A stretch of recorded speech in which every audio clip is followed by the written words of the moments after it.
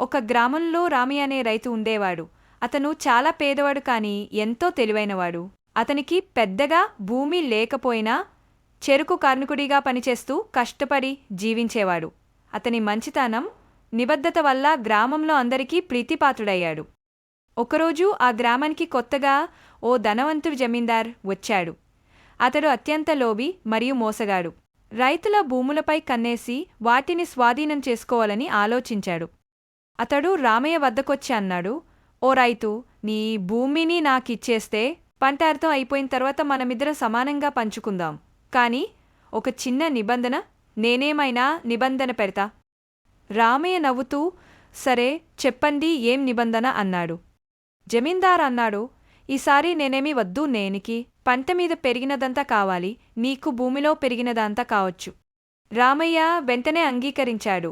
ఆ సంవత్సరం రామయ్య ముల్లంగి మూలివేశాడు. పంట బాగా పండింది. పై బాదంలో ఆకులు అవి జమీందార్కి, కాని నిక్కచ్చిగా ఉండే మూలాలు అవన్నీ రామయ్యకు. జమీందార్ చాలా కోపంగా మళ్ళీ వచ్చి, ఈసారి నిబంధన మారదాం, నిన్ను మోసపెట్టలేకపోయాను. ఈసారి భూమిలో పెరిగినదంతా నా వంతు, పై భాగంని వంతు.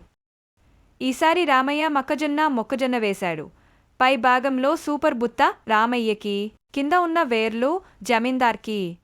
ఇలా రెండుసార్లు మోసం చేసిన జమీందార్కి ఒక్క విషయమే అర్థమైంది, ఈ రైతు తెలివైనవాడు, అతన్ని మోసం చెయ్యలేం.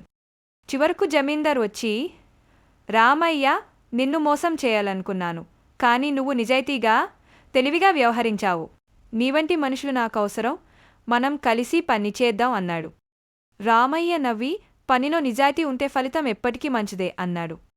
కథ నుంచి నేర్చుకోదగినది, తెలివిగా మరియు ధైర్యంగా వ్యవహరించిన వారికి ఎవరూ మోసం చేయలేరు. లోభం లాభానికి కాదు, నష్టానికి దారి తీస్తుంది. నిజాయితీ ఉన్నవారికి ఎప్పుడూ గౌరవం వస్తుంది.